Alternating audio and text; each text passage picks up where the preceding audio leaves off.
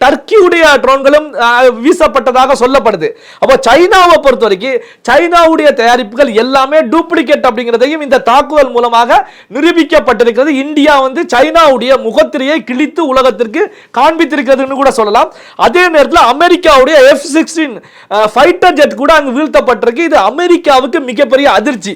காரணம் என்ன அப்படின்னா, உலகில் மிகப்பெரிய ஒரு வல்லரசு நாடாக இருக்கக்கூடிய அமெரிக்காவுடைய ஃபைட்டர் ஜெட்டையே இந்தியா அடித்து துவம்சம் செய்கிறது.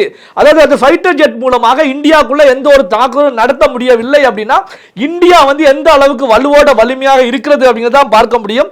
அதாவது ஒரு நாடு ஒரு ஃபைட்டர் ஜெட்டை இன்னொரு நாட்டுக்கு கொடுக்குது அப்படின்னா அந்த நாடு அந்த ஃபைட்டர் ஜெட்டை எப்படி பயன்படுத்துறாங்க, அது எந்த அளவுக்கு அந்த நாட்டுக்கு பயன்பாடாக இருக்கிறது அப்படிங்கிறத வச்சு தான் அந்த ஃபைட்டர் ஜெட்டை உலக நாடுகள் எல்லாமே வாங்குவாங்க.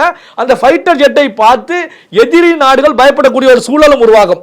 அதாவது சண்டைன்னு வரும்போது இந்த நாட்டில் இந்த ஃபைட்டர் ஜெட் இருக்கு, இவங்க இன்னென்ன வெப்பன்ஸ் எல்லாம் வச்சிருக்காங்க, இதுதான் இவங்களுடைய ஸ்ட்ரென்த் அப்படின்னு சொல்லி கால்குலேட் பண்ணுவாங்க.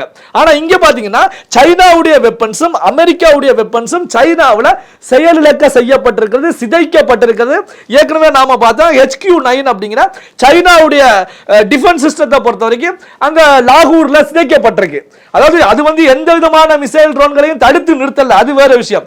அதை தாண்டி அந்த டிஃபென்ஸ் சிஸ்டத்தையே அடிச்சு சிதைத்திருக்கிறது இந்தியாவுடைய தாக்குதல்.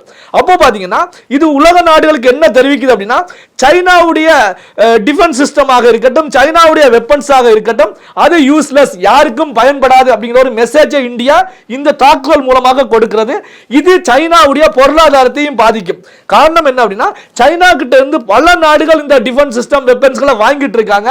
அப்போ இனி வாங்கக்கூடிய நாடுகளை பொறுத்த வரைக்கும் இதை விட்டு வேறு நாடுகளுக்கு செல்வதற்கான ஒரு சூழல் உருவாகும். அமெரிக்காவுக்கு நாம ஏற்கனவே F-16 வீழ்த்தப்பட்டதன் மூலமாக இந்தியா ஒரு செக்கை வச்சிருக்கு அப்படிங்கிறத சொன்னோம். அதே நேரத்தில் சைனாவை பொறுத்தவரைக்கும் எல்லையை பகரக்கூடிய பார்டரை ஷேர் பண்ணக்கூடிய நாடுகளுக்கு ஒரு அச்சுறுத்தலான தேசமாகத்தான் சைனா இருந்துட்டு இருக்கு. இதுல தைவான், இந்தோனேசியா, தாய்லாந்து, மலேசியா பல்வேறு நாடுகளை இவங்க மிரட்டிக்கிட்டே தான் இருக்காங்க. அப்போ சைனாவுடைய வெப்பன்ஸ் ராணுவ பலம் அந்த ஆயுதங்களை வச்சு தான் கணக்கிடுவாங்க.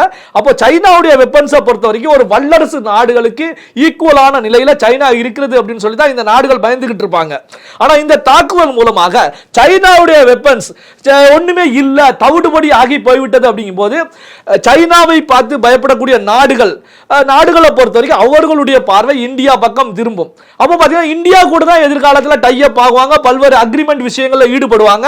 அப்போ பாத்தீங்கன்னா சைனாவுக்கு ஒரு பக்கம் பிசினஸ்லயும் லாஸ் ஏற்படுகிறது, சைனா மீது இருந்த பயமும் மற்ற நாடுகளுக்கு போகிறது.